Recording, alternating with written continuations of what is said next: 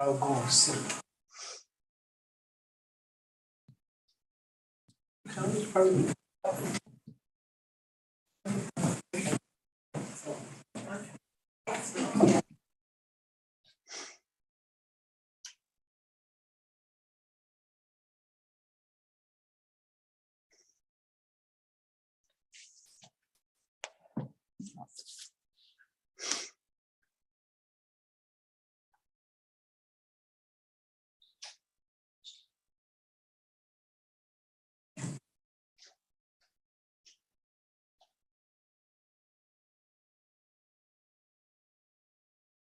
All right, everyone.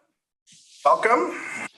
Call this meeting to order and just acknowledge with gratitude that we live and work on the traditional unceded territory of the Squamish, whose people have been stewards of these lands and waters surrounding Aqualahem, Bowen Island since time immemorial.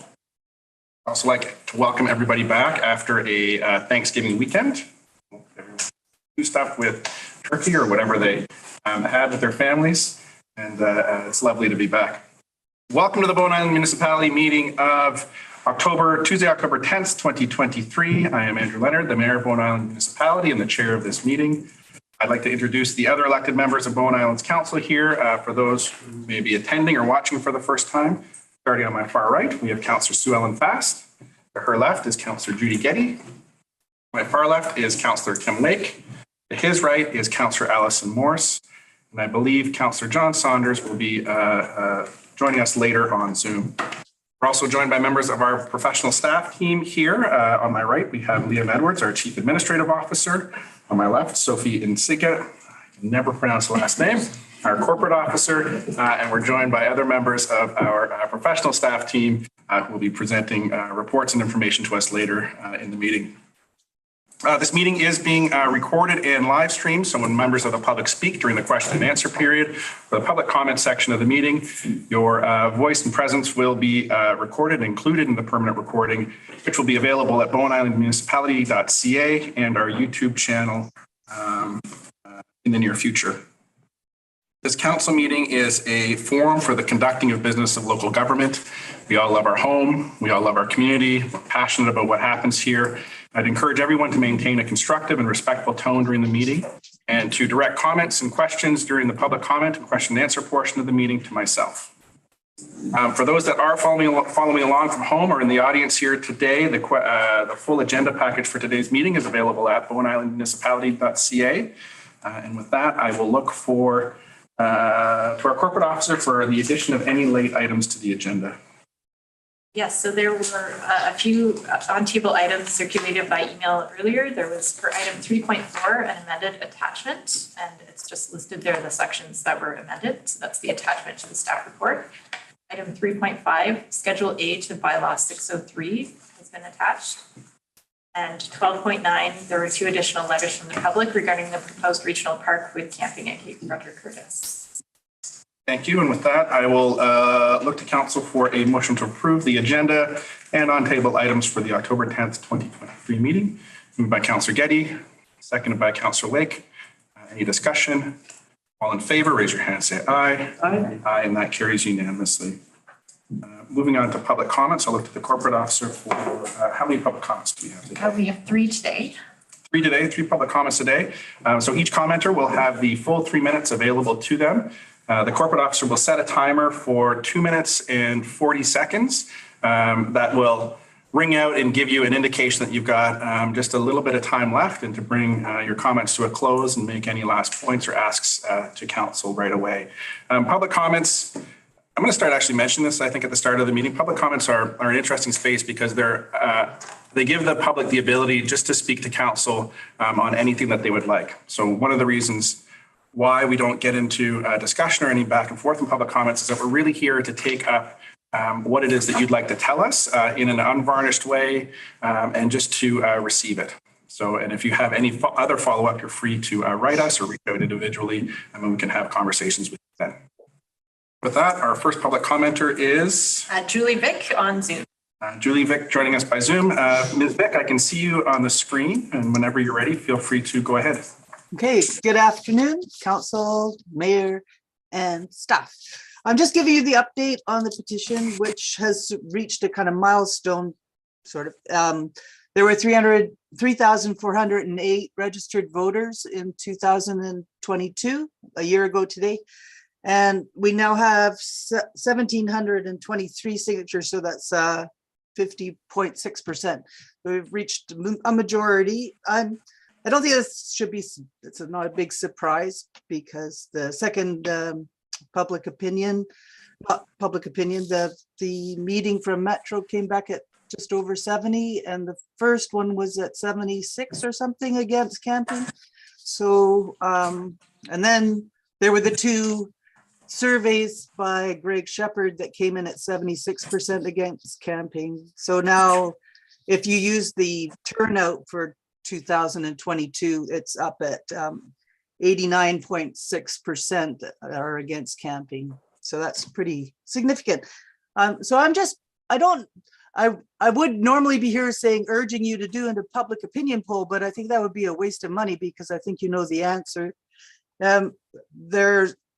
I guess, I don't even know if you're going to get to second reading because Metro's decided not to amend. So now I'm urging you to reject the rezoning bylaws at 608, which would then make 609 moot.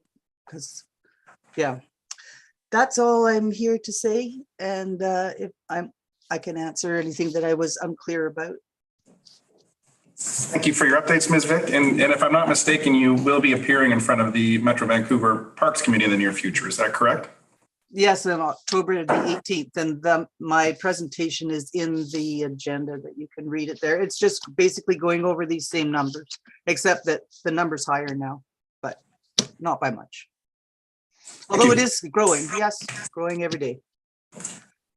Thank you very much for being here today. Okay, thank you. Next, we have Anna Marie Atherton. Atherton, please feel free to join us up here in the front. Excuse me, it might take me a few minutes. Is this part of my 3 minutes? We're on island time.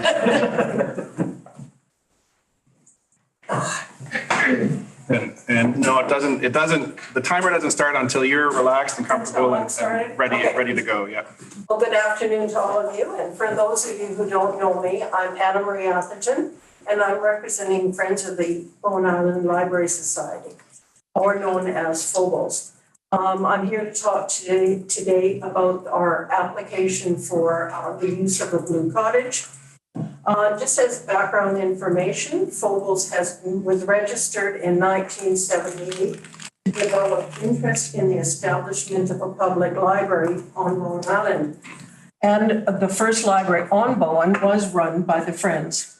The mission of the society now is to provide support to the library and to fund materials and programs not otherwise funded through regular sources. Our only source of income is the annual book sale and the mini bookstore within the library. Our current storage space at a private residence is no longer available due to the passing of the owner. And the temporary space that we have secured is at some distance from the cove. It is actually near the golf course, and access is challenging for our aging volunteers. As per our original expression of interest application, we desperately need about 100 square feet of storage space convenient to the cove area to store boxes and bins of donated books. This space is not required for sorting, as this is done at the time of book donations. We are very open to sharing the space because we certainly would not need all of that space. Should we not find acceptable space, the summer 2024 book sale will be our final sale. Library programs and or services currently funded by FOBOS will either be canceled or the library's annual budget request from the municipality will be increased. While I respect staff recommendation for usage of the Blue Cottage, I do not agree with it. that this is the best or only use for the space. Thank you. If there's any questions, I have more information as to what we have provided in the past. But that's all I have to say. I'm curious, we do have the staff report on the agenda that's coming later. And I have seen some of the history of the society, you know, as you've struggled to find new space. What has been the challenge in finding space and given that it's mostly, or it sounds like it's mostly storage, you know, even if you're able to speak to the challenges that you see in having that space located farther away from the cove? It is for storage only. We did have it at one time for storage and sorting. We have pared down our requirements that I'm actually sort of pre-sorting as I'm accepting donations. So now it will be only for storage of packed boxes or bins. So it's very neat and tidy. But to find that adjacent or close to the cove has been a real difficulty. We have gone from pillar to post for quite a number of years. I've been personally involved since 2007, and I think we have been in 4 different locations in that time. This would be the 5th location. So it is difficult to find space. Someplace dry and preferably a little bit of heat, but it's not a necessity. And hopefully not in somebody's basement, because we're getting older and I can't walk up and down the stairs with the bins, and Marie can't do it forever either. So it is difficult and it's a challenge. So something that is close by, that we don't have to drive for a long period, distance, it would be really preferable. Okay. Thank you. Councilor Morris? I guess the 100 square feet in my arithmetic is 10 by 10. Yeah, well, it's, yeah. But I guess how high up can you go with that? The boxes are just over 12 inches square, so we could probably go 4 or 5 high. And as I said, I'm trying to get all the boxes the same size so that it's very easy to pack everything. And then I guess the other advantage from your perspective of the cottage is there is a ramp to wheel things up. Yes, So you don't have to actually carry. yes, because we do have dollies and stuff, so that would be very helpful, yes. Thank you. Thank you. Thank you very much. Thank you for your time. Answers as well. Thank you.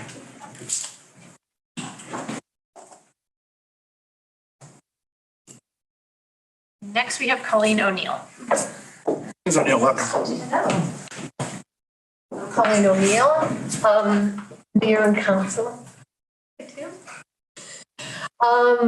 I'm speaking on behalf of the health center. So I am now a new employee of the health center as of starting last week, and Caring Circle has dissolved as an organization as of last week, just to kind of update you on that. I'm here, thank you. I'm here to speak in support of I Love the Library. I'm here in support of the Sky application for using the cottage space. I know we have storage problems on Bowen, I can't solve that, but to have a space right in the cove that's accessible, that's friendly, that is got a back lawn for all the spring and summer for people to sit out in a picnic table and have a picnic. I just finished reading an article in the New York Times about loneliness, and it's really struck a chord with me. I see from Caring Circle how many people, not just seniors, but young moms and people that are stuck lonely in their houses out in the woods. To have a place in the cove where people can gather, the Seniors Keeping Young group, where they can sit and have a cup of coffee. It just seems like that beautiful cottage is meant for people, not for boxes. And I wish we had a place to put the library boxes, Anne Marie and Murray. But I love the idea of it actually being a space where people might gather, talk, share ideas, maybe have a speaker come in.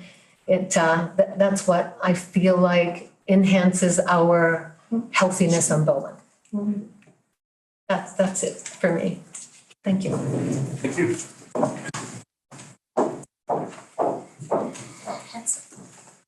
that is all of the public comments that we have today. Thank you to everybody that came to participate. It's always appreciated to hear the diversity and the perspectives in the community. Moving on to item 3, delegations. 3.1, we have a delegation from BC Ferries regarding an update on Snug Cove Terminal, an upgrade project. I see our friends from BC Ferries here on the screen. Jesse and Tamara, welcome. It sounds like we can hear you as well. So whenever you're ready, feel free to go ahead and give us an update as to what you've heard from the community. Thank you very much for having us. I'll start by just recognizing that we are calling in from the traditional territories of the Lekwungen First Nation, where we are fortunate enough to live, work, and play. And thank you again for having us. Unfortunately, we weren't able to be there in person today. It would be our preference, but not able to make it happen for the current time. I'm also going to introduce Tamara Olson, who is our manager for community relations. We thought we had her on the call last time, so I'm true to my word this time when I say that she's with me and can answer any of the harder questions. But again, thank you for having us. We're really just here to provide an update on the project since we last met, the events that have happened since then. So we have gone out to the community, posted our project page, and we got some really good feedback over the course of that. We just had the request for community feedback in the online forum and questionnaire closed yesterday on the Thanksgiving Monday there, and since then our team has gotten together to take a really high-level look at it. For the time being, we will dive deeper into the responses for certain, but right now we're able to let you know that with the amount of feedback that we've gotten, as constructive and appreciated as it is, and it very much is, our thought now is to ensure that we can properly account for it, accommodate it as best we're able to anyways. We're going to actually delay our project. What was originally planned for November start date, running through until the end of January into February potentially. We'd like to give the community a chance to better plan for this project. You know, their personal lives, they're obviously very important, get those affairs in order. Let us take these things into account and then come back fresh in January after an unimpeded holiday season and get to work at that point. So we'll definitely be working towards you know, proper planning and taking everybody's concerns into consideration. Thank you. Is that the end of the update? Can I open it up for questions here from our council? Absolutely, unless Tamara, do you have anything else to? No, nothing further to add, just if there's questions that we can help answer at this time. Okay. I'll look at the council for questions. Councillor Morse. Are we still having the meeting this afternoon? I believe so. Yep. That is the intention, you bet. So with the Ferry Advisory Committee and ourselves on Zoom? Okay. Yeah, we have informed the Ferry Advisory Committee as well of this update. And is that a meeting the public can watch? That's a good question. We hadn't planned that, we hadn't scheduled it. It is a Zoom meeting, so we could open it up, but we haven't done any communication. Right. It's easy to do. Are you hosting it or is BC Ferries hosting the Zoom? We are hosting the Zoom. Okay.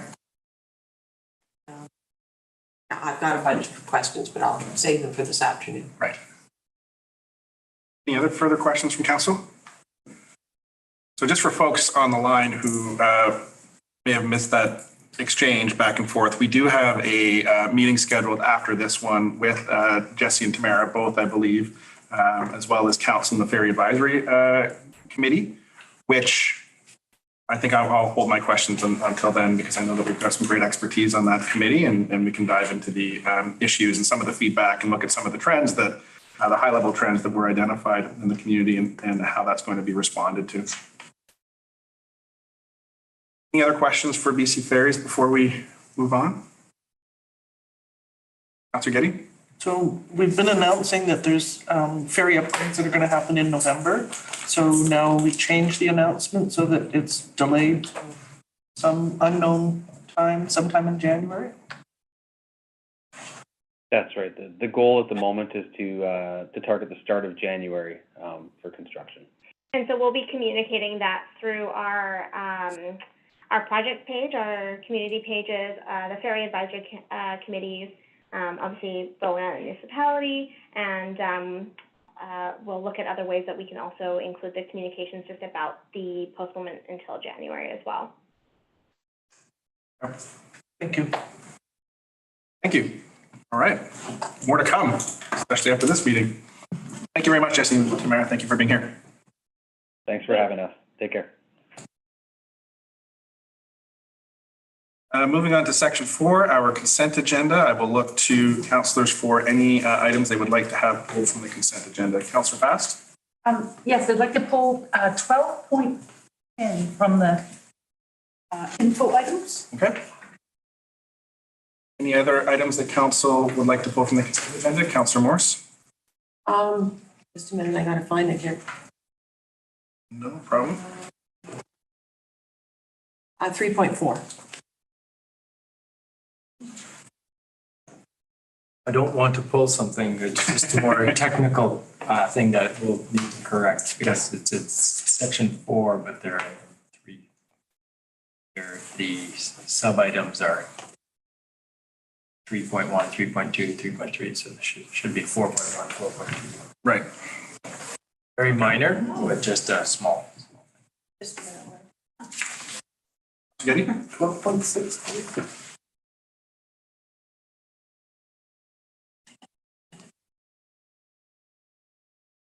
Last call? Getty? The water covenant for Windjammer, is that on I the just pulled agenda as an amended? Councillor Morse has already pulled that in. Oh, sorry, okay. 3.4. 3.4. Okay, seeing no further items, I'll look for a motion to adopt the balance of the consent agenda. Moved by Councillor Getty, seconded by Councillor Fast. All in favor, raise your hand, say aye. Aye, and that carries unanimously.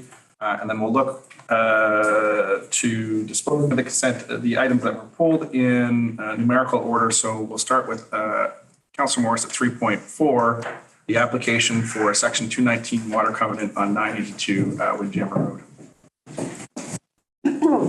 I don't have a problem with having a restricted covenant registered. I've been going back and forth with planning staff. I've still got a few issues with some of the wording. Because, like, for example, in 2A, it now says, allow for an approved connection of the lands to Bowen's water system. Well, the lands are already connected to Bowen's water system because there's a house there. So there's some tidying up that still needs to be done. But I'm happy, so on that understanding, I'm happy with the resolution that council authorized staff to register a restricted covenant on 982 Windjammer Road, legally described as Lot 59, Block A, District Block 3042, Plan 14, 489, PID 007801190. I'd be happy to move that. I don't want to delay the applicants. They've probably got a builder all lined up and everything else. So just on the understanding that the covenant still needs a little tidying up. I'm happy to move that motion. Maybe before we get a seconder on the floor, I'll just look to, I saw our planner come up and ready to answer questions. Is there, how would I even frame this? Is staff's understanding the same as Councillor Morris's, is that there's language pieces to clean up, or? We've had some back and forth, and we have cleaned up several sections that were pointed out that that was something new that was just brought up. Yeah, so with everything else, we've amended to correct it and address those concerns. On that one that was just brought up, I somewhat dispute I think that since the next clause says, after capacity has been expanded to allow for further connections, that this covenant would be applying to further connections and not changing anything about what's existing, but. Okay. And I will look to, okay, so it's been moved. Let's maybe get a seconder and we'll get this on the, I'm not quite sure what I'm seconding though. it's the. It sounds like it's it's- being moved with conditions. No, well, not sure what that is. Yeah, But the motion just says to register restricted covenant. So all I'm saying is I think there's still a couple of little things that need to be sorted out. right. So I suppose the question that I'm then hearing from the floor is whether we just move forward with the authorization as is and staff works it out, or whether the appetite is from council to send it back from staff and have the full text of it in front of us before it gets approved. Councilor Wake? Well, it appears that what we're talking about is minor and not material in terms of the intent. So I would suggest we go ahead and proceed. Okay. So would I take that as a second to the Yes. the recommended motion? Okay. Any further discussion on this? Councilor Getty? Is there, through the chair, is there a moratorium on construction and Blue Water until the water system is upgraded? I don't know that it's certainly more important. Yes. All right. So this is asking for an exception from the moratorium so that they can build a secondary building. Correct? Right, would we say it's an exception, because I mean, it's not allowing, it's not allowing occupancy to be approved until until the water system is expanded in its capacity, so I don't know if we'd say it's an exception. It's not allowing, sorry, so what this covenant is doing is it's ensuring that we as the municipality don't approve their occupancy until the water system in that area has been, the capacity has been improved. So I don't totally feel that it's an exception. Maybe that's just not So is that building on the assumption that there's going to be plenty of capacity? Yeah, let's assume that there will be, there's work. Right, there's work underway to improve that capacity for next year. So there's expected rough dates around when that capacity should be expanded. So if somebody gets a building permit and builds the building and does all the hookups, but they're not allowed any occupancy or use of that building unless and until the water capacity has been established. That's correct. What if the water capacity never gets there? Yeah, in terms of this covenant, then they would not get occupancy until that capacity is increased. So if it's not increased, they wouldn't get the occupancy approval. Okay, so we're encouraging people to build on the assumption that we can't guarantee that there's going to be water. I've got a bunch of hands up here. So I want to air traffic control here for a second. I saw the manager planning wanting to jump in, so I'll give him first opportunity. Then I'll look to the CAO to respond to Councillor Getty's question, and then Councillor Morris has a comment further to that. That And makes sense. Councillor Saunders has joined us. Oh, and I'd like to acknowledge that Councillor Saunders has joined us on the meeting as well. Thank you for the acknowledgement.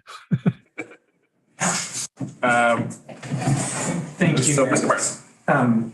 Through the chair, so that yes, these covenants, essentially there's a moratorium on building permits. These covenants are a way for people who wish to start construction now on the assumption that there will be capacity at the end of completion, allow them to start now and not complete and not occupy before the work is done, essentially at the applicant's risk. So we did a similar thing with the sewer moratorium where people could start building with a similar covenant at their risk that so people desired to start building. So this is a way to enable them to start construction. And it's something that we've identified by our legal counsel, and we've done these moratoriums as a way to sort of help manage people, allow them to start building, but acknowledging it's at their risk. Manager of planning addressed my comments, so. Councillor Morris. Well, one of the first questions I asked Drew Bacon was just what it was they were going to be building, which wasn't clear in the report. And my understanding is they're building an office space and a recreation room. So it's not a detached secondary suite.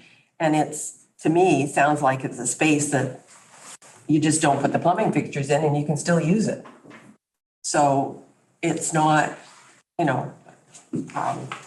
so I don't think, in answer to Councillor Getty's comment, that they're spending good money after bad by building the building, because they just might just not ever use the plumbing facilities. Right. Would never be hooked up. And that was one of the questions I had, is why the covenant just doesn't say, don't install the plumbing fixtures until the capacity is known, rather than saying no occupancy permit. So they could use the office and they could use the recreation area and just not, there wouldn't be any plumbing in the building.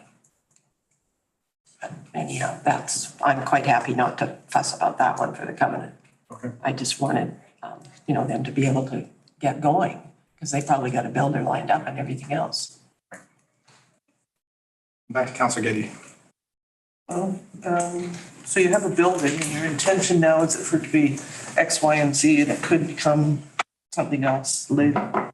Are we setting ourselves up for some sort of bylaw enforcement? To see whether or not somebody's occupying something when they don't have an occupancy permit?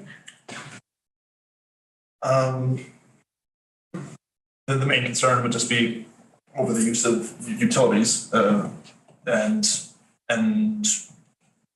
that connection wouldn't be like, I struggle to speak on just the minutiae of the building inspection process because I'm just not involved with it, but yeah, we wouldn't be approving them to be connecting to the water system until the time at which that capacity is there. So we wouldn't be connected to the system before that capacity has been improved, and yeah, I don't know if I'm making sense here.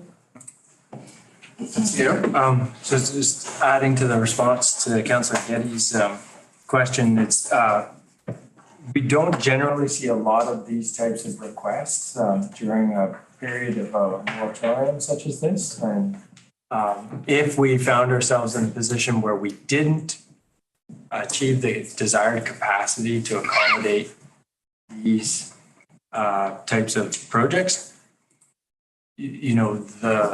the opportunity exists to go and inspect and to ensure that they're not occupying them in the way that they would. But I don't think we're setting ourselves up for anything onerous or too cumbersome.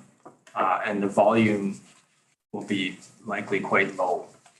So if there was a need for that further inspection. Thank you. And so the only question from the chair is just so I'm clear, given the work that we're doing on the West Side water systems already, is the assumption from staff that, because that work, we've already done a loan authorization bylaw, work is already underway, that there's going to be capacity in time for the completion of the construction, and thus the issuance of the occupancy permit? That's correct. Correct. Okay, great. So it's not like we don't have any plan for capacity and we're just letting them build. Okay, great. Seeing no further comments, I will call the question. All in favor, raise your hand and say aye. Aye. Aye. Aye. Opposed? So that carries with Councillor Getty opposed. Mr. Backham? Moving on to item 12.6, which is Ruth Davies regarding aquamation or alkaline hydrolysis dated September 21st, 2023. I'll look to Councillor Getty for her disposition on this one. This is a very unusual request, and it's asking different municipalities to support some lobbying to change legislation in Victoria. And it's a weird and wonderful one, and I'm not sure what position we might want to take, if any. But I'm suggesting that this perhaps get referred to the Ecological Committee, and because that's the basis of the argument in terms of burial grounds and cremation are polluting and there's no space. So it might be something that we could lend support to, but I'm not entirely sure. And I think that it is prefaced on an environmental argument. So I'm thinking maybe if we can get some comment from our committee. With the Environment and Climate Action Committee? Yes. So I will take that as a motion to refer 12.6 to the Environment and Climate Action Committee for comment. Yes, please. Been moved by Councillor Getty, seconded by Councillor Fast. Any discussion? Seeing none, I'll call the question. All in favor, raise your hand, say aye. Aye. Aye. Opposed? Councillor Wake, and that carries. Thank you. Item 12.10, David Malkin regarding Beach Drive dated September 29th, 2023. I will look to Councillor Fast for disposition on this item. Thank you. Yeah, this is the letter that came with the drawing, the concept plan, Seymour Bay Landing, Ocean Park Estates. And I'm remembering, this is mostly a question, I'm remembering that we talked about the question of paving Beach Drive was talked about at council recently, and I was trying to remember, did we approve something? There was a letter from the Golf Association asking. We lifted up this down. Yeah, I just. We left it up to staff. Okay, thank you. That's good. I just wanted to check in on that. Thank you. I should have asked my question earlier. Thank you. So then a motion to receive item 12.10 by Councillor Fast, seconded by Councillor Getty, or comment by Councillor Getty.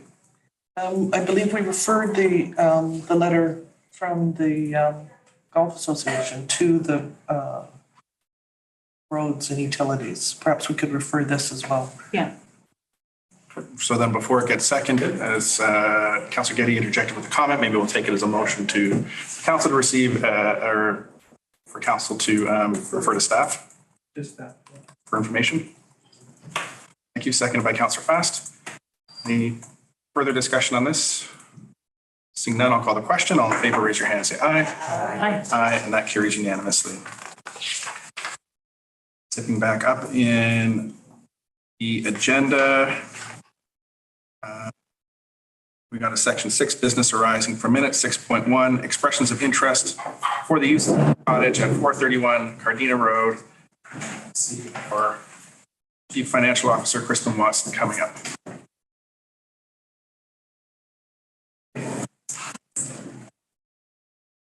Thank you, Mayor and Council. Through the Chair, I would just like to report on the results of our expression of interest process for use of the Blue Cottage. If you recall, back in July, we council directed staff to enter into a request for information process to determine what the possible opportunities were for community groups to make use of that space that was being vacated by the Caring Circle sometime this month, or at least before the end of this year. So we officially received 3 expressions of interest, one from Foibles, the Friends of Bowen Library Society, to use it for a book storage space, one from Theatre on the Isle, who were interested in using the space for a place to store their theatrical costumes. And lastly, a proposal from Seniors Keeping Young from the Sky Group, who had that proposal put forth to actively use the space as a seniors drop-in center. So the interesting thing with the 2 storage proposals is they are compatible with each other. Both groups did agree that they would be able to make use of the space, just dividing it in half and each taking up approximately half the space to fulfill their storage needs. The Sky organization put forth a proposal to use it as a drop-in center, a place where seniors could have a dedicated space to connect and meet with each other and plan and arrange and provide outreach to seniors in our community.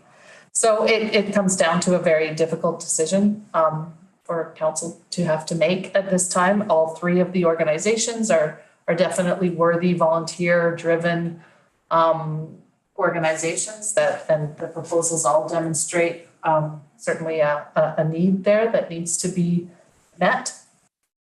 But it does come down to a subjective decision, I think, at the couple of factors that should be taken into consideration include the location of the space. It's very centrally located and very accessible by transit for people who don't have access to cars. It's a space that, in my view, lends itself nicely to a drop-in center. It is certainly a space that is compatible with the existing uses, all of them, the storage use, the drop-in center use, all of those uses would be compatible with the existing tenants, the tourism group. So I don't see any conflicts between any of the potential uses. It really comes down to a choice between providing storage space for some community organizations versus expanding services to seniors and creating that space for a drop-in center. I don't envy any of you to make the decision. It is very difficult, but in the end, what felt right to me was to expand our services to seniors and create that drop-in center. The proposal was well put together, and I think that it would be a compatible use for that space. So I will leave it there. And thank you. Yeah. I'll look to council for any questions or comments, and then we'll look at figuring out the recommendation. Councillor Morris first, then Councillor Fast. I went looking last night for the EOI and couldn't find it.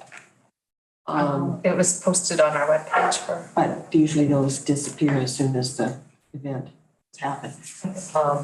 How many square feet is the part of the sharing circle that's being used by? I think it's about 30 square meters. 30 square meters, so that's, turn that into square feet for me, somebody. Roughly 300. Roughly 300. So is there any chance that it could be shared? I think it could be shared between the theater group and the storage group. But not for book storage at one end. I don't think I considered that potential. Again, possibly we could make inquiries of the proponents.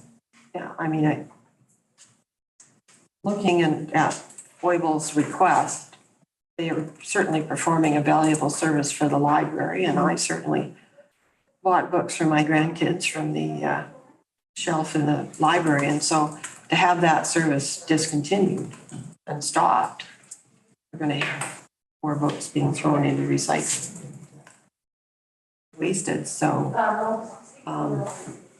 I guess, is it possible to defer this decision and ask Foibles to talk with, or ask the Sky to talk with Foibles to see if they could jointly share the space? I suppose that could happen, yeah.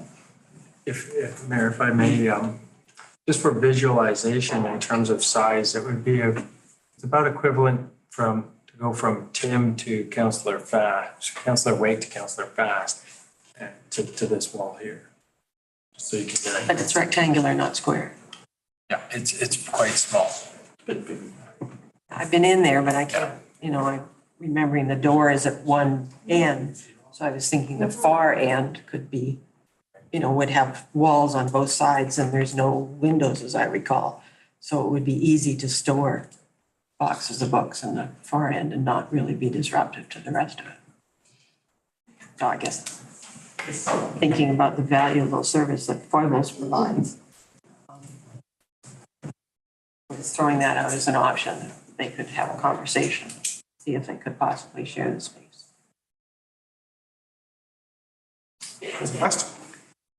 Thank you. My question is different. I saw that you have described it as enter into an annual lease agreement, but I'd understood previously, I thought that we were moving more to licenses. Oh, yeah, you're right. I used the wrong term. Okay. It is an annual agreement though, but it is a license of occupation as opposed to a full-on lease. Okay, Yeah. then I, knowing that, if I can change the words to annual license agreement, then I'd be prepared to make the motion that council accept the expression of interest by Seniors Keeping Young Society to establish a seniors drop-in center in the cottage located at 431 Cardenet Road and direct staff to enter into an annual license agreement for use of the space. Moved, seconded. Discussion on the motion. Council Wake, then Council Getty. I appreciate that all three of these organizations are valuable to the community and could use this space. Basically, we have 2 applications for storage, in my view, and 1 application for actual use. It's going to involve a lot of people. Colleen O'Neill makes very good points about how important this will be to the seniors community. I think it would really compromise their use of this space to basically a tiny box about the size of my office. So I'll be supporting this motion.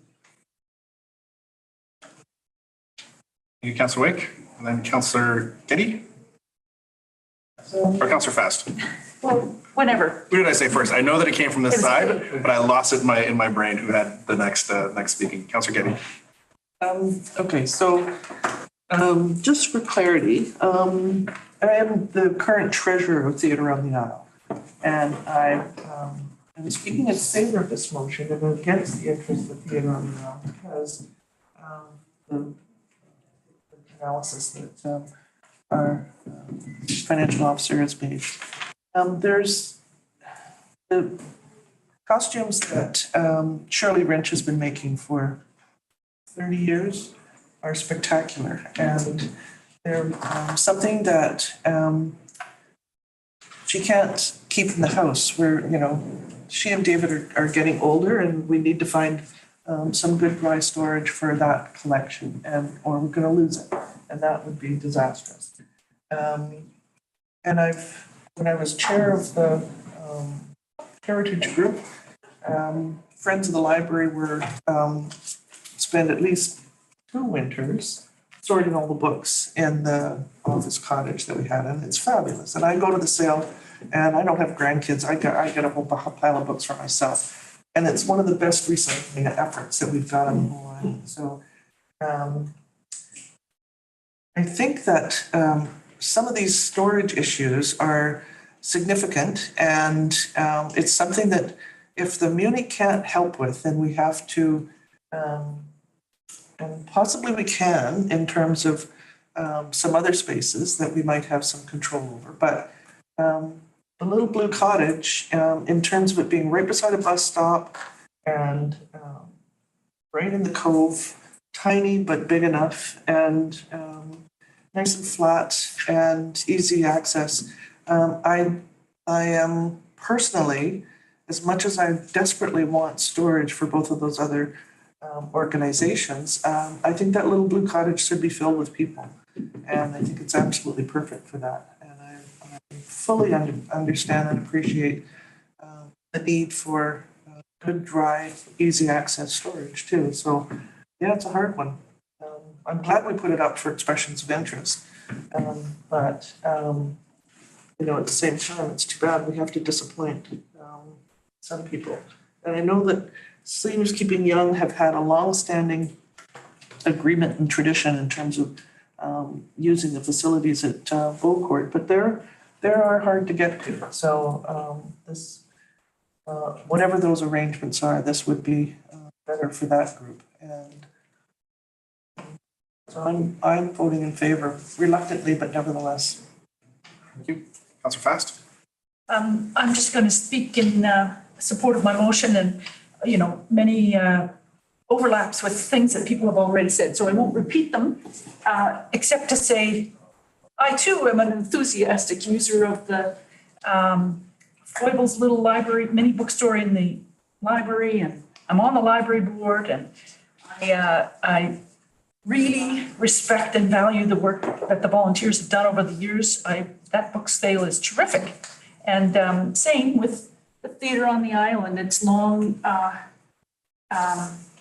ability to function and reuse costumes and the creative sort of heart of so many wonderful community events and creativity among our community groups. Anyway, I just want to point out I'll stop there. I'll say a couple of things though.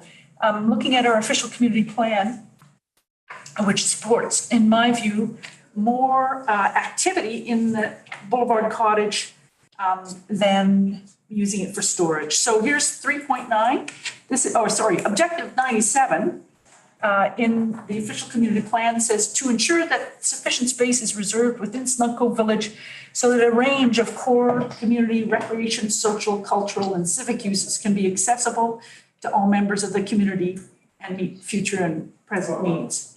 So that's more in a land use planning kind of framework, but there are other mentions in the OCP that speak to activity in the cove and making it useful to more variety of people, of residents and visitors. And I'm recalling back to when that cottage was set aside, the idea was that it would be a little bit of a hub for community use. And that the municipality has invested in, and that there's been all these donations. I think the building was donated. And so anyway, I like the fact that the seniors keeping young. I've also, speaking of sharing with the men's shed group that are getting going. And I like that besides the bus, there's also disabled parking spots there. The multi-use trail runs right down to there and it's expanding. And the, of course, there is Bowen Lift, and it's easy to get a ride to the cove because sooner or later everybody gets there and get. So I just, in terms of mobility, the multi-use trail, I just want to remind people when Sky started, they were dragon boating. They had a team. So it's not all, there will be people who can be active and use the multi-use trail, and seniors can do their other errands down there as well. So I'm in favor, and I'll stop now. Thank you. Thank you, Councillor Fast. Any further discussion? Councillor Wake. I guess the other half of the comments I made, should have made before, is clearly we value both these organizations looking for storage. And maybe we need, and I know there has been a call out to the community in the past, but maybe we need to try to work a little harder at finding another storage space. And I'm not sure, if staff can come up with recommendations or we just put out a call to the community, asking for, and maybe it's something that the municipality could support, if there was a small fee involved or some. But in deciding what's going to happen with Blue Cottage, I think we should also be looking to start some kind of initiative to find some storage space for these organizations. Thank you, Councillor Wake. Councillor Getty. Thank you a second time. Allison's idea in terms of the possibility of seniors keeping young sharing with Phobos is actually, I think, an excellent idea and quite possible. So there's 4 small rooms and it's bigger than the area that was described earlier. So there's that, I'm thinking that one little room at the front that's just to the north of the entry. There's 4 small rooms, so it's possible. And I would suggest that everybody, between those 2 parties, it's not enough room for the costumes, but we want the whole cottage. But in terms of already sorted books, that might work nicely. It is an age group, a demographic that is still reading hard copy. So that's a really good match.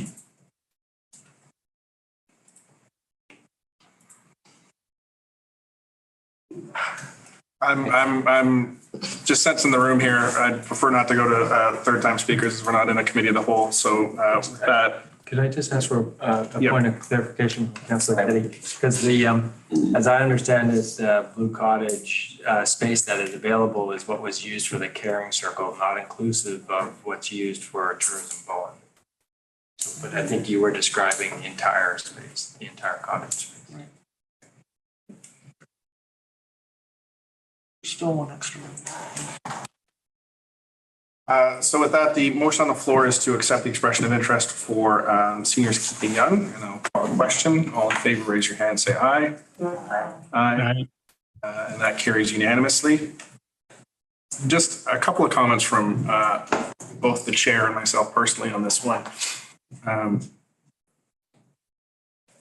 It is a tough decision. I think my gut tells me that with seniors being a growing population and with the transit infrastructure that's connecting to that space, as well as just having it populated, is probably the highest and best use of the Blue Cottage. However, the other part that's flagged for me in hearing our public comments and some of the letters and some of the conversations I've had in the community is particularly around the Friends of the Library is a bit of a need to possibly pass the torch with that organization as well and figure out who's going to help pick this up and find space and collect books and do some labor and sorting and moving boxes. And for whatever reason, I felt that call in the conversation today, and just personally, I would be very interested in helping with that and finding some of my own peers in being able to contribute to that to ensure the viability of that organization going forward. The library is such a special place for myself and my family and my kids.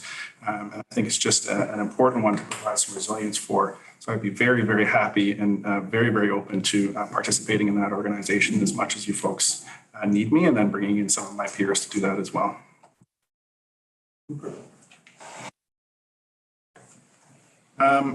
Moving on to, and thank you to our CFO. Thank you. For the report. Item 6.2, public feedback on council code of conduct from our corporate officer who's been working on this. I know that, did you want to comment on some of the process so far, or just be available for questions from council? Yeah, it is all outlined in the staff report, so if you have any questions, answer. Any questions for the corporate officer regarding the code of conduct as it currently stands? Councillor Wake had got his hand first, followed by Councillor Morris. First of all, I appreciate the comments by Councillor Morris and Councillor Getty, which were along the lines of the same comments I was planning to make today, but they provided us with some very good suggestions. As did Margaret Underhill, and those suggestions have been incorporated as well. But I think we should discuss the changes that you proposed and now have not yet made it in there. As Sophie recommended, she would look after the typos and typographical changes, but the more substantive ones, did you want to talk about them?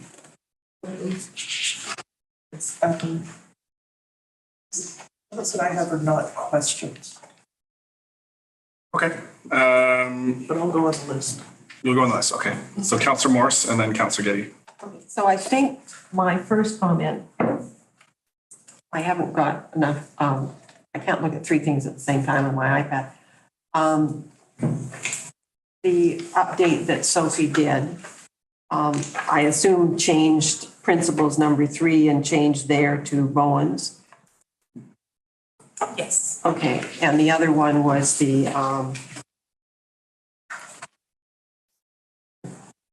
yeah, no, I know what I said because I've got a circle set of comments here. And the other one was just inserting a "the" in front of respondent on the last page and little typo of section 4.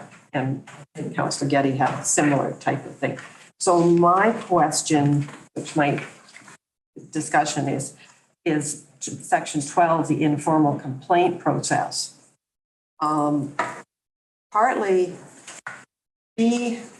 I think has been raised by Councillor Getty. C, I don't understand the use of the word individuals rather than complainants or council members on 12C.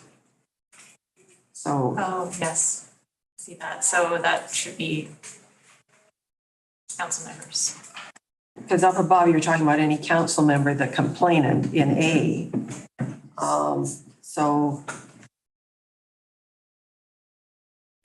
are we, Right, so for consistency, individuals being. consistency, individuals doesn't complainants. fit, but should it be any council member bracket the complainant or just complainants?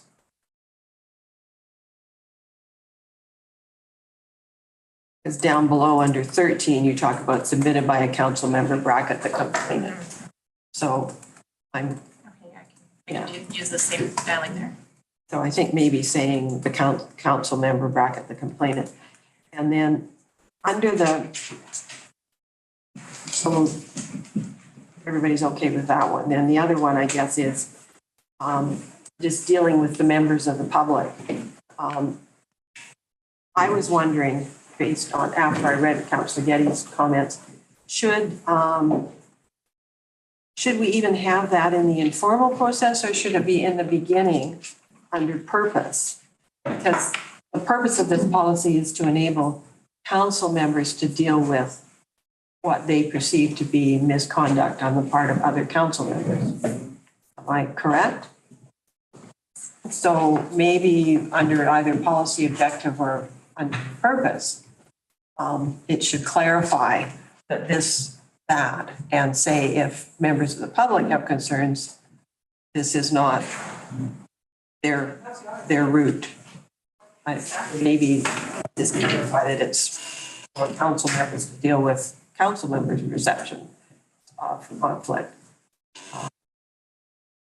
violations of the code of conduct. But do we want to have be in there at all? But a member of public has asked how they deal with it, and there are other legislative roles. Or do we have a little preamble in the purpose and leave B in there? Just to make it clear that this is primarily a council. Look to staff to see if they'd like to respond to those comments at all. Yes, so this policy is intended for council members to address conduct of themselves and other council members. It's not necessarily like a complaint mechanism for members of the public. So just hearing that feedback from a member of the public who wanted to know how an individual could activate the code of conduct, it's policy, it's essentially it cannot, but if there are concerns that lie within the policy, they can bring that to a member of council's attention who could take responsibility for bringing that concern through the code of conduct policy process. So I just thought it made sense to slip it in there, but I do think that that's actually a really good suggestion, is to put it in the purpose of the policy. So just specifically saying that there is a way for members of the public to address concerns that lie within this policy, but the responsibility lies with council members. That makes sense. Okay, Councillor Getty. Just in response to that little bit of dialogue, I think that the policy and purpose of this is much broader than the complaint procedure. So I'm not sure that we should necessarily add anything in terms of either the objective or the purpose. If we're going to expand on the boilerplate recommendations for setting up these bylaws, which I think is possibly what we work from, or somebody else's precedent, another council's precedent. I think that it's reasonable and a really good idea for us to open this up. And that was the comment, I think, from Ed Walkman and Sherry Johnson in their letter. What about if a member of the public has a complaint? It could be, the problem that we've got with 12B is that it limits it to an informal complaint process. If a member of the public wants to approach a council member and say that X happened and they want it to be pursued. And it theoretically could be either process, depending on how serious the behavior is. But I agree that B is not well placed, and it could be that it goes up underneath 11 and renumber this, or that it somehow is separated out. 12A and C are talking about council members, and B is something that I think we're value adding and putting in terms of allowing our community to have access to these processes, which I think is a good thing, and I support it, but I'm not sure that it's well placed in the middle of 12B.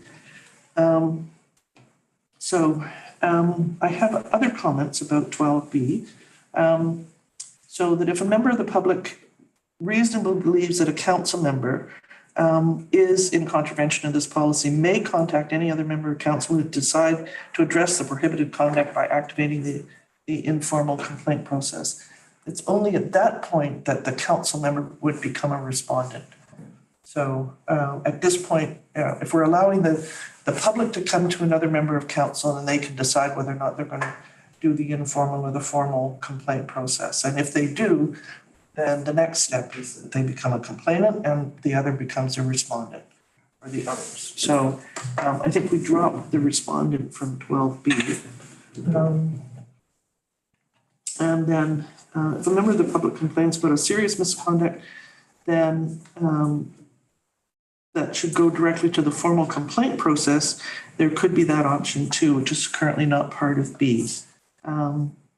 And we somehow figure out where to get. So I think Allison's comments about the wording of 12C, we've got council members, complainants, individuals, and there's just too many options. And we're talking about, we can simplify it by just saying that council members, or because at that point you're encouraging them to pursue the informal complaint process as the first means of remedying the conduct. That could be complainants, and we could use complainants all through that, but I think we have to simplify it and be consistent. So the easiest would be to turn individuals and council members in 12C into complainants. 10 is the confidentiality, and 10B was a comment that was raised in Margaret Underhill's letter in terms of it's a little bit confusing, and I think that all the other subcategories A to F in that paragraph are talking about confidential information. So I think B should be changed to only access confidential information needed for municipal business as it relates to a work of a member of council. And that would just keep all of that paragraph as confidential information. Okay, so the 13. So the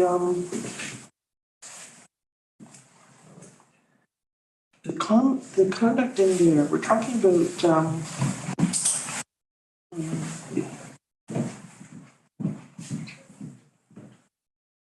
somewhere in here there's the fair, timely, confidential, and otherwise applies principles of fundamental justice. I can't find it right now.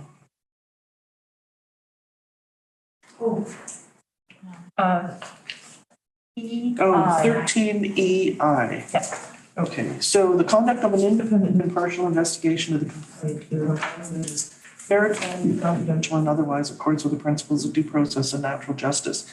That's because it's under E, it's only referring to a third-party investigator.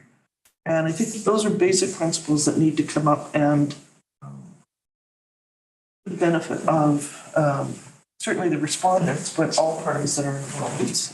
And that's the confidential nature of it. So that could actually come up as a major principle under breaches, complaint handling, and disciplinary action as part of 11 or just under 11. So that's the principle that guides all of the investigations. And finally, 13F and G.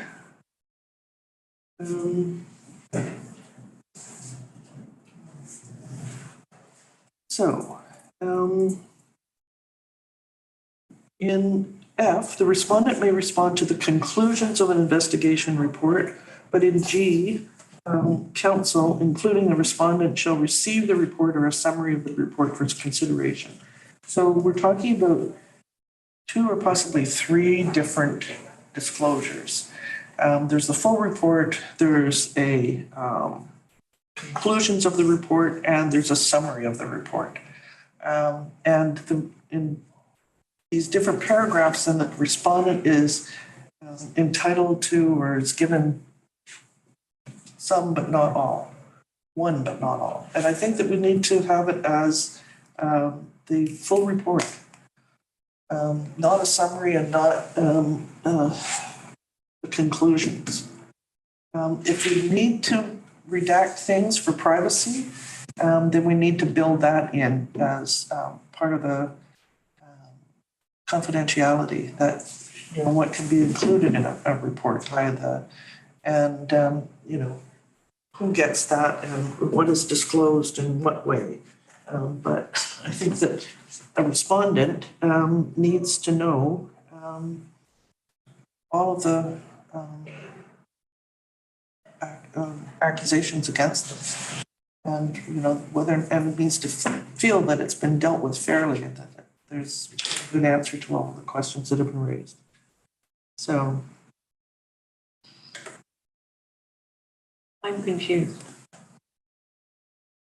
I thought my reading of E3, the respondent gets full report. Sorry, what are you reading from? Well, I thought you said there's 3 different kinds of reports, but in E3, the investigator has to provide a written confidential report of the findings to the mayor, the CAO, and to the complainants and the respondents. So my reading of that is that they get the whole thing. And it includes recommendations under 4, because they have to be in the report. I'm looking at So I'm F is giving an opportunity to respond. Well, that was, I thought, somewhere in here. And then we need to take out conclusions there. Respond to the investigation report. Here's where somebody is. Yeah, F says there will be shall afford a procedural fairness and opportunity to respond to. Right, I mean, that's interesting. I think this might be a language piece are the conclusions of the report, what we're talking about in section 4 there, the recommendations. Roman numeral 4. Because in the formal complaint process, there's going to be some report that comes up from a third party, and there's going to be some course of recommended action. And then ultimately, before council decides to approve that recommended action or not, the respondent has the ability to defend themselves. Just the conclusions or the report? Could be the conclusions or the whole report. I mean, ultimately, whatever's in the report is, the part that has teeth is going to be the recommendations that come out of the report as to what the action is going to be. But it's an interesting distinction because my read of what the conclusions were, it's the recommendations. And then the council member would have the opportunity to say, no, I don't support that recommendation because those conclusions are invalid because of A, B, C, D. And it's the distinction between agreeing with the facts on which, or the assumptions that on which the recommendations are made, or if there's any disagreement there with respect to the recommendations, it just, council members as subject to a complaint shall be given the opportunity to respond. Councilor Fast? Or sorry, I was just going to say, and G is whether or not, or what goes back to the entire council, not just, so the respondent has already received a copy of the report, but it may not be that the entire council Yep. receives it. Like the full, Summary just goes to council. Right, which does make sense. which may just be a summary. Councillor Fast? Well, this was, I'm in favor of this and these I don't have any problem with these proposed changes, tightening it up. To me, I really like the clarity of some parts of it. For example, I can look at this and say, can I disclose which way I voted in a closed meeting? No, I can't. It says so right there. Yep. And I know there's other council members in the city of Vancouver having trouble with that particular one right now. My question was also about G, which is where I like what Councillor Getty is proposing about changing all the words, whether it's summary or conclusions or report, everything to the report or the full report. Because as a member of council who might have doubts about what's going on around me when a situation like this is there, I would want the report, not just a summary, because the summary could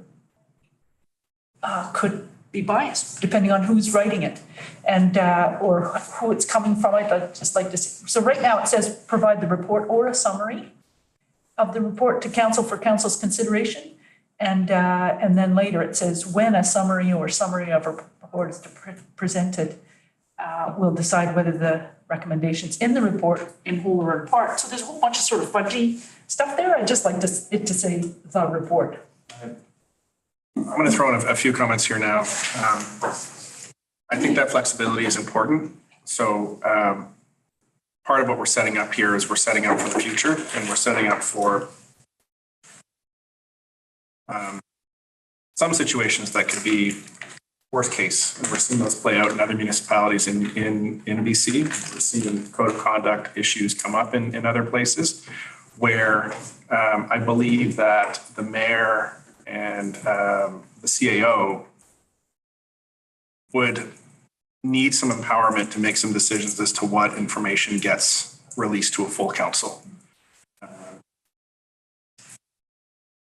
I can think of a number of specific incidents where whether for privacy issues, whether for legal issues, certain elements of a report might need to be called from council members, or at least have some real serious security and scrutiny to it.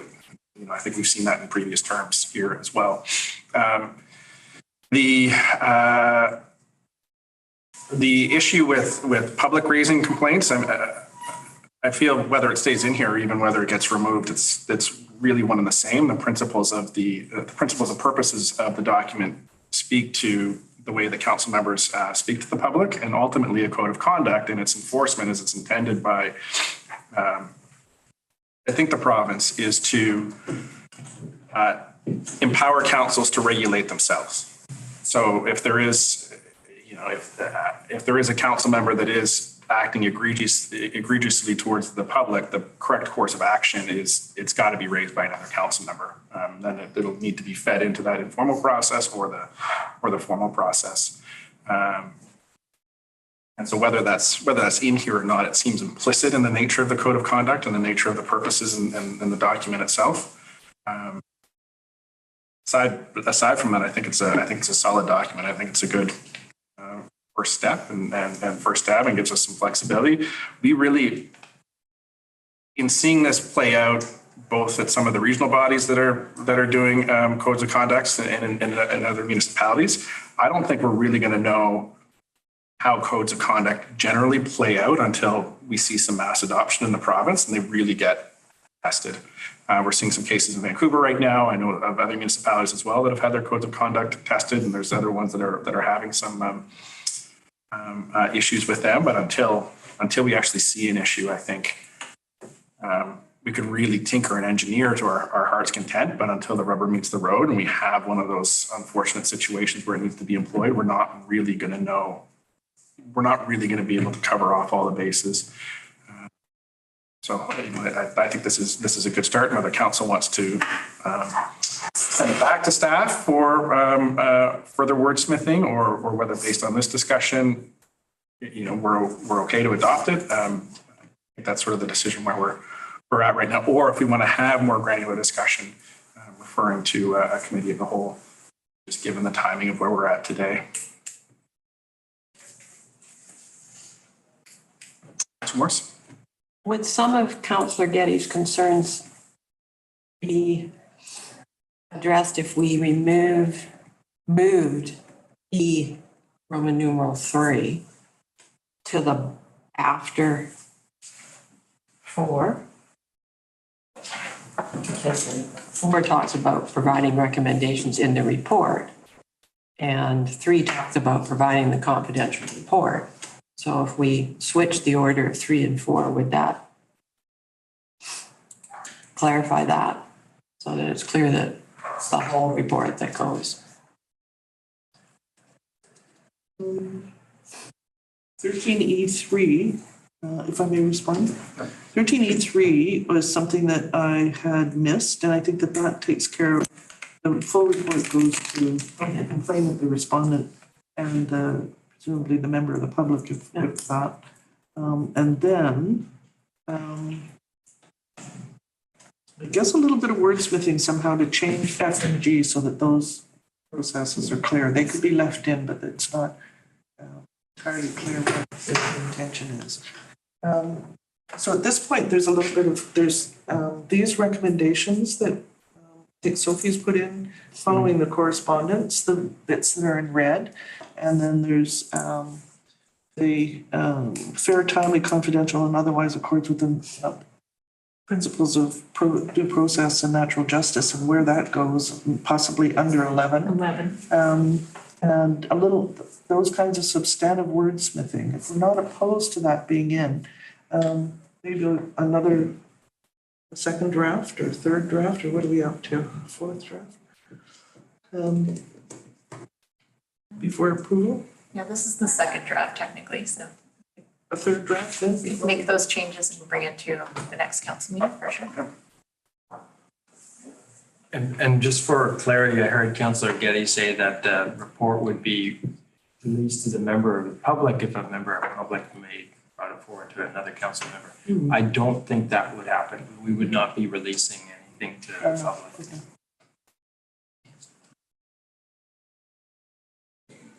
We have to figure out a way of reporting back to. Yeah, and that would be deliberated amongst council during probably a closed meeting about the report and about, or the summary of the report, and what recommendations would be accepted and what actions would be taken, and then there would be a resolution to release to public or not. And we haven't any mention in this in terms of open or closed meetings and decisions that are made, so maybe we could put that in some of this. Sorry. Somewhere in this code of conduct in terms of open or closed meetings. Right. And, you know. what Yeah, to it's just, decide when. that's a good point. I mean, in my mind, it just would all be happening. Yeah, but maybe we need to be specific. Yeah, okay. So, So where would, Okay, so this is getting really juicy right now, and Not amended, right, we're in a regular council meeting. We're dragging 20 minutes behind. So I think at this point, I'd like a motion to refer back to staff and have it brought forward again. So moved by Councillor Morse, seconded by Councillor Getty. All in favor, raise your hand, say aye. Okay, that carries unanimously. And the summary of the report, which is what I was going to throw in, I think needs to be prepared by the person who prepared the report. That gets the way of the power of the canon and bias. Doesn't that go without saying? So this item has concluded. Okay. Thank you. We will see it rise again. We are going to move on to item 7.1, 2024-2027 permissive tax exemption bylaw number 625. The CFO is here to answer questions on the report. I will look for a motion to get the recommendation on the table, and then we can discuss and debate. Moved by Councillor Getty, seconded by, no, I think we're okay. Seconded by Councillor Fast. And any discussion on this or questions for the CFO on permissive tax exemptions? Councillor Fast?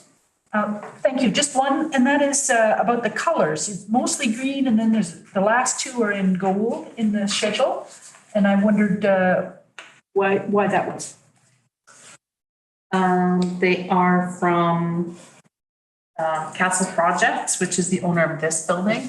So they're not a nonprofit or a charity, so they're a little bit different. But because we as the municipality occupy this building, they're applying on our behalf so that we're not collecting taxes on our use of this building and then sending them off island to school taxes and BC assessment taxes and stuff. So it provides some tax relief to Bowen taxpayers by this council authorizing a permissive tax exemption for a portion of this building. The whole lot is actually the units down, the rental units below, but you can see it's only class 6, which is this building itself, but the permissive tax exemption applies to. Also, just a little extra on that, when we move out of this building, they won't have that permissive tax exemption anymore. So I have applied for a permissive tax exemption of 33%, which represents about 1/3 of the year. So I'm. We'll move in by April, we're in trouble.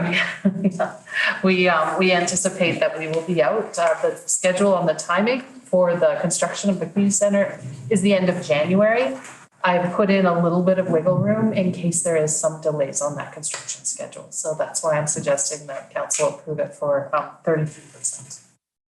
The other one is yellow because it is it's the operation of the Blue Cottage on behalf of the groups that provide an extension of municipal services. By entering into that agreement with them, they are contracting with us to provide a service on our behalf, and then we can make that space eligible for permissive tax exemption as well. Councillor Fass? I guess that was my main question was, isn't that our building anyway? It is, but if we're not using it directly in our operations and we use the third party, then there is some question whether or not it would be a statutory exemption or whether it would be a permissive tax exemption. Right. So we've always put it in just to ensure that that building is exempt from taxes. Thank you. And so those ones are gold because they're different? Because they're owned by someone other than who's making the application. Thank you. Okay, thank you very much. Now, we own the Blue Cottage. Yes, we do, but because the occupiers are using it to deliver services, I have had conversations with BC Assessment before. I'm just clarifying, you said that the two were gold because the buildings were owned by somebody else. Yeah. But we own the Blue Cottage. Yeah. I guess they're gold because they're not a typical owner that's applying on behalf of themselves. They're municipal ones that we're applying for. It seems counterintuitive that as a municipality, we have to apply for permissive tax exemption for things that. Yeah. Okay. Thanks, that answers my questions. Thank you, Councillor Fass. Councillor Morris? the 1070 Lindy's Road property is a silent retreat. So I don't think meeting places would not be applicable in a silent retreat.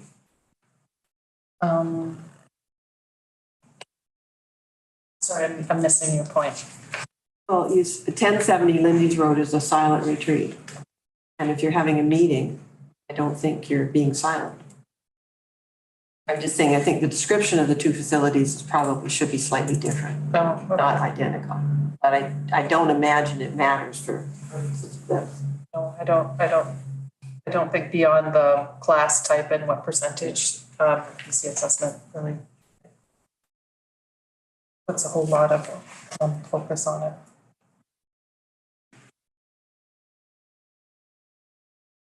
Okay, seeing no further discussion, I'll call the question. All in favor, raise your hand, say aye. Aye. That carries unanimously. Thank you.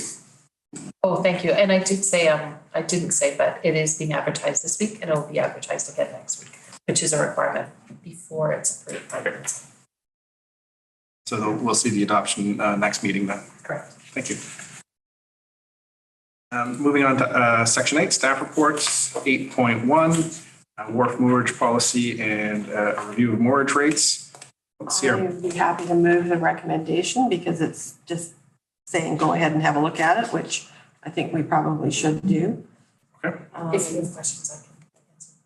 That council direct staff to develop a policy for consideration in respect of moorage assignment at Snug Cove Wharf and Mount Gardner Dock, and the council direct staff to review the moorage rates at both Snug Cove Wharf and Mount Gardner Dock and provide a recommendation to council.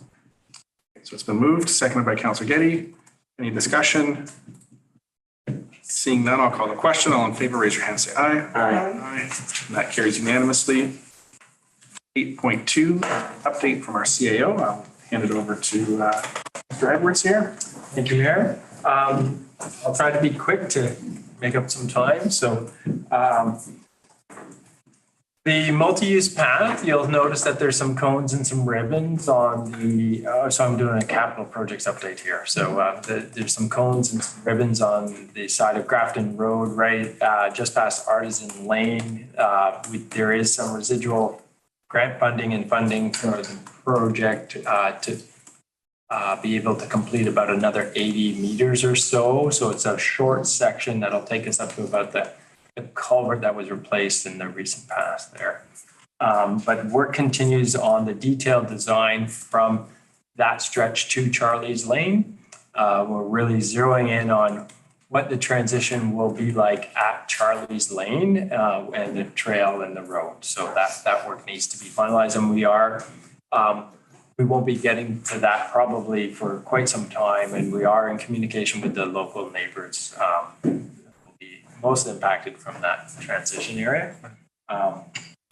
And then there is the next stretch, which is being looked at in more detail as well, from Charlie's Lane to Grafton Lake, with the focus of staying on the road piece. So more work is being done there. And then the Blue Water project is also, while it's ready to move ahead with some of the elements of construction, there is a pause as we're looking at more information about a recent well that was drilled in the neighborhood, and so increased supply capacity there. So we're looking at how that new well and new capacity from that well would influence the overall scope of the project.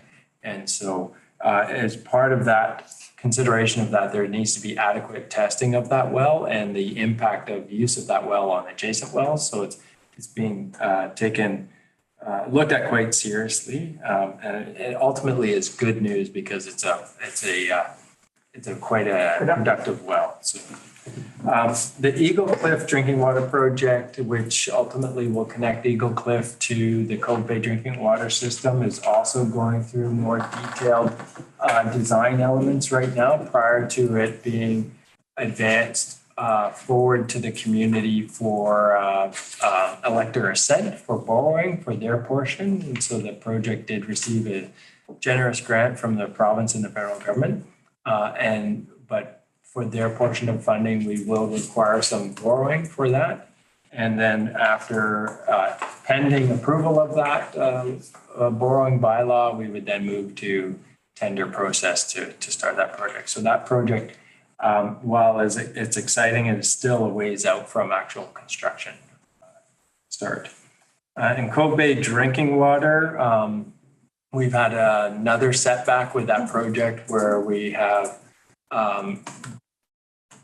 realized that some of the ceramic filters within the module have actually been compromised, and it's likely a manufacturing error, and that we had a meeting with the Vancouver Coastal Health Authority last week as well to discuss that matter and what the approach is to trying to get it online as soon as possible. And we're told, though, it may be as much as a couple of months before we can get new filters in hand. We did have 2 spare filters in hand, but we had to use those. That's not enough to bring the whole system online. And so one of the things that we're contemplating is how many filters we purchase to keep on hand for any types of future failures of this nature. And so it's really unfortunate and it's frustrating, I'm sure, for many. It's definitely frustrating for us as we try to get this system online. The Public Works Yard is also still being considered, and we're going to be hearing more about that in the near future.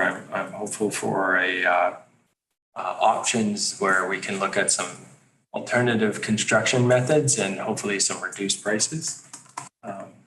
And then the community center is moving along quite nicely at this point in time, and there promises to be a very busy fall inside the building as they're moving towards drywall and soon after that painting but we did have a very comprehensive scheduling meeting with the architects and the builder 2 weeks ago, and it is pretty clear that the current proposal for completion at the end of December is an ambitious target. And so I'm not going to say outright that it is going to be later, but I think there's, as with any construction project, there's likely going to be other delays that come up, just even from weather or ferry disruptions, let alone construction itself. So, and that's it for my update at this point. Great. Thank you, Councillor Getty, and then Councillor Morse. Any update on the hiring of the facility manager? The posting is live and we have received a couple of applicants, but we haven't gone through any of the interview process yet. So what we're hopeful for is to be able to secure somebody into that position as soon as possible. Councillor Morse? When is the roof going to go on the community center? It's a very good question. I asked that question last week. I was told that it should be starting imminently. We did have a roof. I know. What does that mean? Yeah. We did have a roofing inspection just 2 weeks ago, I think it was, to look at the state of the roof, which ultimately, from a structural point of view, is fine. But yeah, I agree, we need to get the roof on.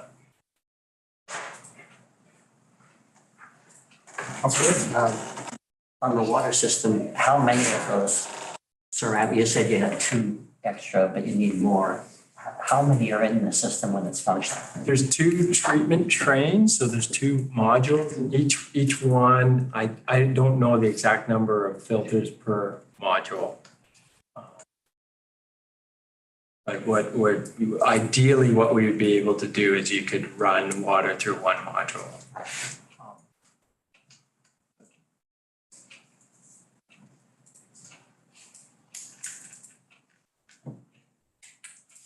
Okay, so no further questions or comments? Moving on to correspondence 9.1. David McCallum Birch regarding letter of support dated September 23rd, 2023. So this was received by Mayor and Council, and it is just a request from Birch, a time-sensitive request from Birch to have a letter of support from Council as they go into the next round of funding. So I'll look for someone to move the recommendation. Fast. Thanks, happy to. It was all very straightforward and it's an ongoing project and a big need. So I move that council provide a letter of support for Bowen Island Resilient Community Housing, Birch. By Councillor Fast, seconded by Councillor Wake. Any discussion on this? Seeing none, I will call the question. All in favor, raise your hand and say aye. I will raise my hand with fingers crossed as we send that letter off. Thank you, Council. Moving on to section 10, reports of committees, committee of the whole and commissions. 10.1, draft minutes of the Housing Advisory Committee held September 8th, 2023. So we have a recommendation from the Housing Advisory Committee regarding Lot 1. So I'll read out the motion. Sure. Whereas the Housing Advisory Committee, HAC, acknowledges and wishes to further the extensive work that has been done to date on rezoning, there should be an on in there, on rezoning lot 1 of the community lands and master planning Snug Cove. And whereas there is a need to advance and implement this planning work, the council support Bowen Island Resilient Community Housing, Birch and Tomo spaces, creating a phased implementation plan for the development of lot 1 of the community lands. And the council directs staff to work collaboratively with Birch and Tomo spaces to create a scope of work plan, and deliverables for a phased implementation plan for lot 1 and report back to council. Moved by Councillor Moore, seconded by Councillor Wake. Maybe I'll look to you folks to see if you'd like to speak to the nature of the motion and Tomo and Birch and lot 1 generally in the history of this. So in the last council term, we went for expressions of interest for people for the development of the area on the western end of lot 1. And we had 2 expressions of interest, and Birch and Tomo have been talking since on their together, and they want to move forward together on coming up with, okay, we've got a plan. How do we implement this? And also, I think recognizing that we rezoned the eastern portion of lot 1, sort of east of the works yard a number of years ago, and nothing's happened. Like nobody's taken up the challenge of, storage or all the different things that were accommodated in there. So I think they're wanting to work together to actually come up with a plan.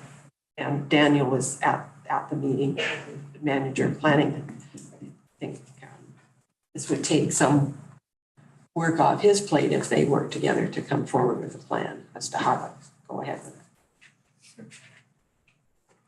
Councillor Wake? So I think this all responds to the comments that Robin Fenton made,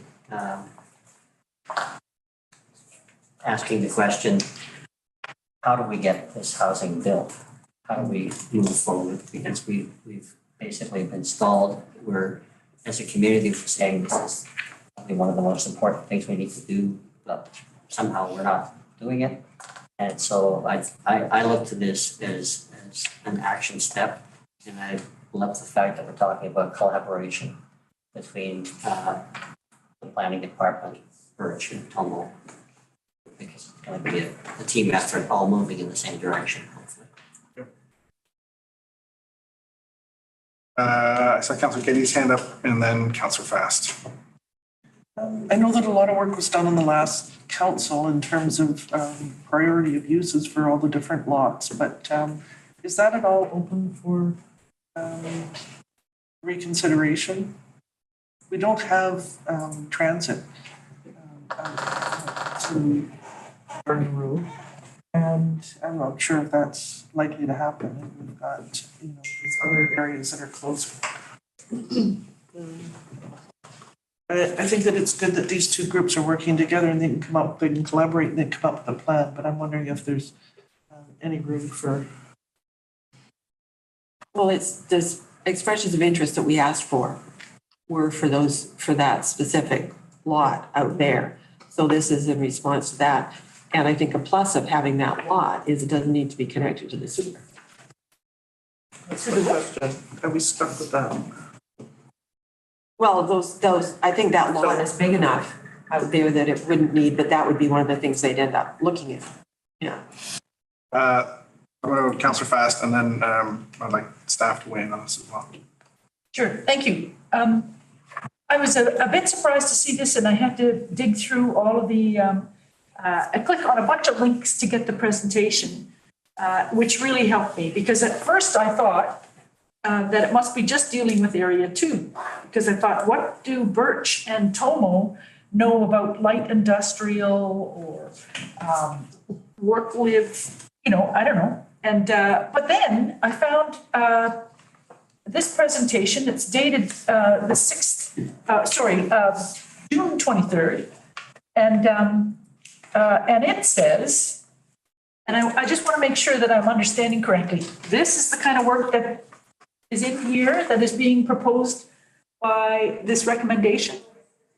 Because what it says in here is, instead of just looking at lot 2, area 2 way over in the corner there, the west corner, as Councillor Morris has said, that they're going to look at the whole of lot 1. And I'm reading from the page that says purpose and background. Our assessment is that we can provide more affordable homes by doing a master plan for all of lot 1, not only area 2, and in the context of Snug Cove. And they go on to say how they're going to do it, the key questions, building on executing the OCP, extending the Snug Cove master plan, don't reinvent the wheel, although I think that might be in,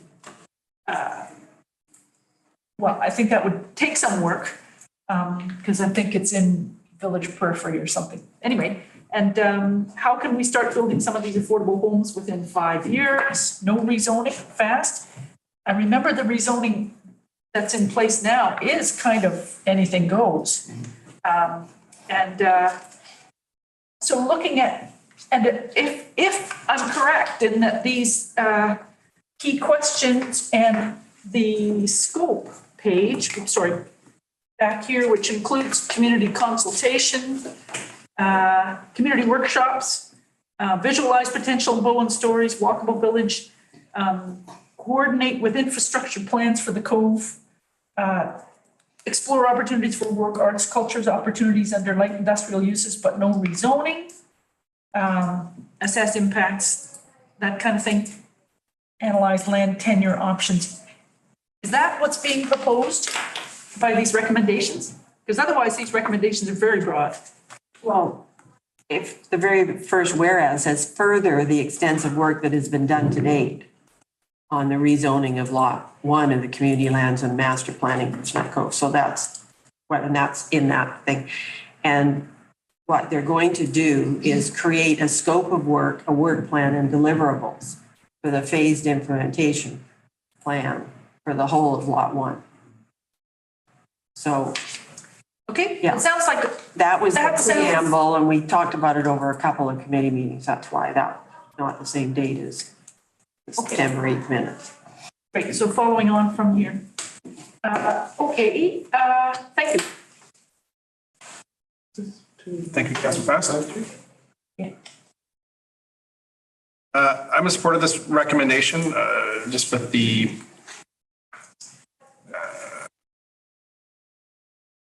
wanted to presence. Sorry, I'm just getting notifications on my computer here. A couple of pieces that are also going to be relevant. That this is going to come back to council. That staff is going to have a significant role in leading this process to create the scope of work and the work plan, and also within the context that we've just kicked off.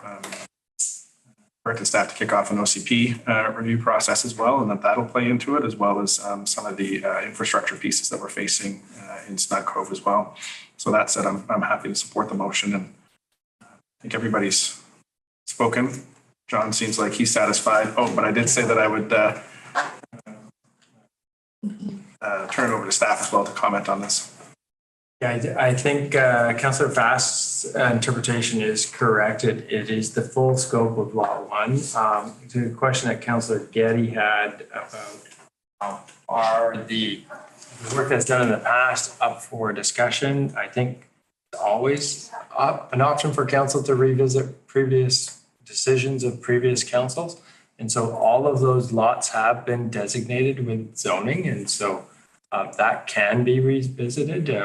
Not necessarily an easy process, but can be revisited if that were to be the desire.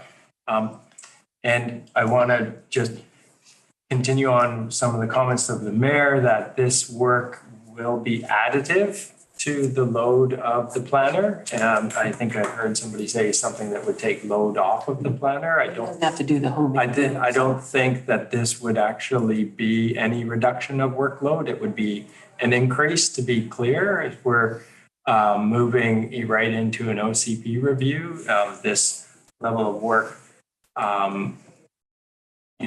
I think fits nicely with OCP work. I wouldn't want to advance this faster than the OCP, but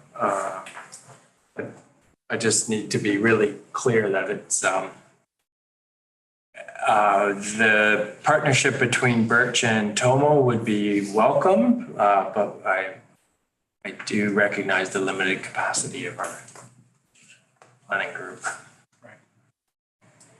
Councillor Fast? I also saw the name of another Bowen developer or property owner anyway, in here, Mark. But they're not. Mark Shea is tall. Thank you, because I was going, why do I know that name? Okay, great.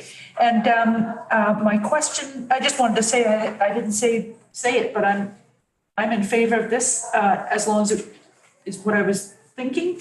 And because I was too thinking about the OCP process. I would prefer it to be more of a master planning for all of Lot 1 rather than just one-off proposals being looked at one at a time, and they could shape the whole thing. So thank you, I'm in favor. I think John had his hand up. No, he was just waving. No, my hand is not up. Okay. All right. All right, I will call the question. All in favor, raise your hand, say aye. Aye. Aye, that carries unanimously. Moving on to new business, 11.1, request to reschedule the October 23rd regular council meeting to 6:15 p.m. Councillor Judy Getty.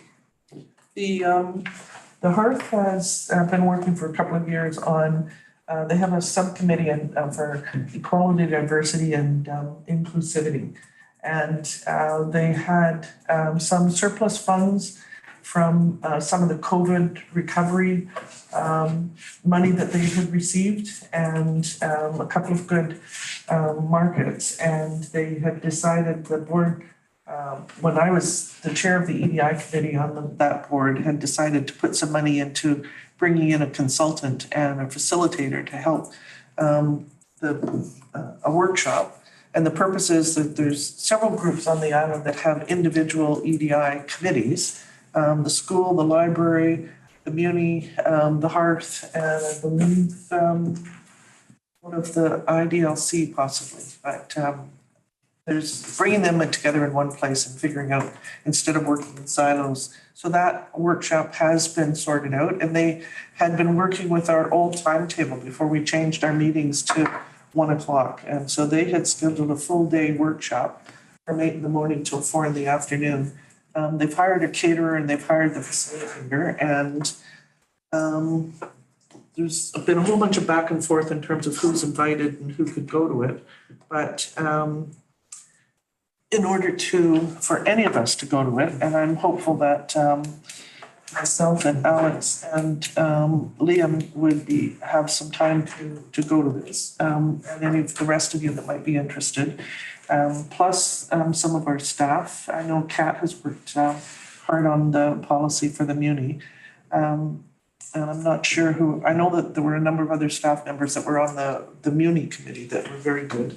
And the work that the Muni did was what the Hearth used as the basis for a lot of the work that we ended up with. So it'd be really good to involve municipal people.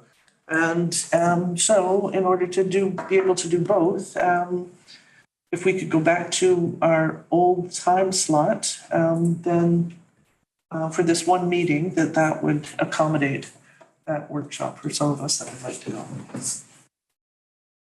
Okay, so it's been moved by Councillor Getty that the October 23rd, 2023 regular council meeting be rescheduled to 6:15 p.m. Is there a second?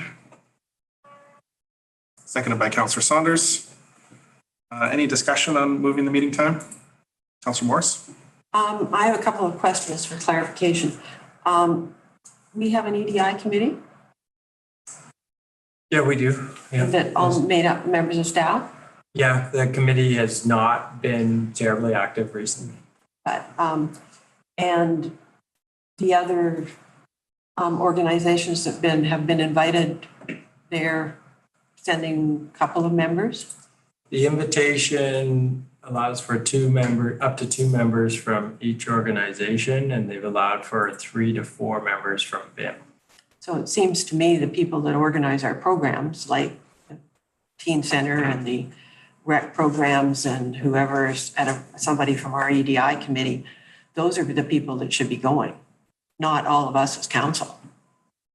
And so anyhow, and I'm not in favor of changing our meeting time so that we can attend and take those spots that I think our staff should be attending. They're the people that are going to be doing the speaking. That's the ferry. I think it's the ferry. That's the ferry. Okay. Yeah, it sounds good. It's the people that are going to be planning the programs and stuff. Yeah. So I'm not in favor of changing the meeting time. Councillor Saunders? Yeah, I don't disagree with what Councilor Moore says, but I'm happy to have it changed just to accommodate Councilor Getty, who's going to be going to the meeting and, or who would, has been involved in this for some time. So I don't have any issue just as a result of that. Councillor Fast? Same. I'm fine with the motion. Seeing no further comments or questions, I'll call the question. All in favor, raise your hand, say aye. Aye. Aye. Opposed? Councillor Morris in opposition, and that carries. 11.2, update to Council on Metro Vancouver business. Not a ton to update. Metro Vancouver is currently going through their financial planning process right now. The Council of Council meetings, which is coming up on October 21st, which all of council is invited to. We'll focus on some of that financial plan overview to give all elected officials in the region a sense of what is happening at Metro Vancouver. They are facing some financial challenges, as we know from the media and some of the major projects that they're pursuing right now. So it is a very interesting time for them. The agendas for the Climate Action Committee, the electoral area, and the board were attached to this agenda. So anyone interested, feel free to take a look. There's nothing specifically of dire interest to Bowen. The Regional Parks Committee meeting, which was originally scheduled on October 4th, which was to see Julie Vick, as well as the Bowen Island Conservancy, present as delegations, was postponed from October 4th, owing to the memorial service for fallen RCMP Constable Rick O'Brien. So that will be picked up on the 18th. So I will be able to report back to council that meeting then. TransLink right now is also going through a budget process. Not a whole lot new there for Bowen Island. The major point of discussion at the TransLink table right now is going to be the implementation of bus rapid transit across the region and figuring out where that is going to be rolled out first. And that will be coming as part of the 10-year priorities and the budgeting moving forward. And unless there's any questions, I will look to our Islands trustees for an update on Islands Trust business. Okay, thank you. We had our quarterly meeting last week? 2 weeks ago. 2 weeks ago. Seems like months ago. September 26th to 28th.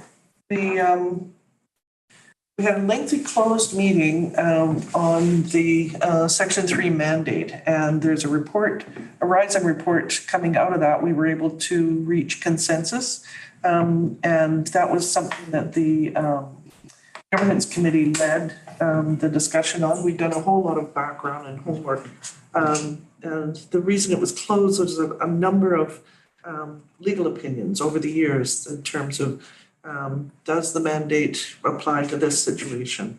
And so we had gone through and summarized and talked about and figured out the highlights from a lot of those opinions and had a discussion, disclosed that to the other board members and had a discussion in terms of basically an educational process of us coming to an agreement of what Section 3 meant. So that's the legislative mandate to preserve and protect the island lands for the benefit of the local communities and the province at large, and to work in collaboration with a number of other agencies, in particular First Nations. That was the most recent amendment to that mandate. It was a very productive meeting. It was a really good discussion, and there had been some misunderstanding, and that was one of the major complaints in the governance review that was done a year ago. And I think that this council came up with a really good result. And I've asked for the Rise and Report, but I haven't yet to receive it. But that is going to be basically all of there's three major elements. None of them can be used to the disadvantage of the other two. If it can be weighted, but you have to be able to explain why you're weighting it. And the other, there's three main components to it. So it was a really, really good discussion, and I'm glad we had it. We went on after that at the rest of the meeting in terms of talking about our vision statement. And I believe we've come up with one. There was a little bit of a kerfuffle afterwards, and I'm not sure where that's going to take us, but we reopened the discussion again on Thursday morning, and I think we came to an agreement. So I'll see the minutes and what we end up with, and hopefully we have been able to come to some sort of a consensus on two major issues. So it was a good meeting. 26 people agree.